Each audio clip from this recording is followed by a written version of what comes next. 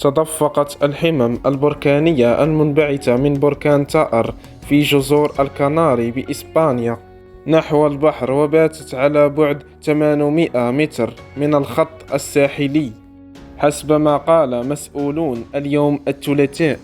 ذكرت هيئة الطوارئ البركانية بجزر الكناري أنه بينما تباطأت سرعة أحد نهري الحمم البركانية في لابالاما، بات الأخير أكثر سخونة وتدفقا، والضغط على بلدة تودوك الصغيرة حيث قامت السلطات بإجلاء السكان.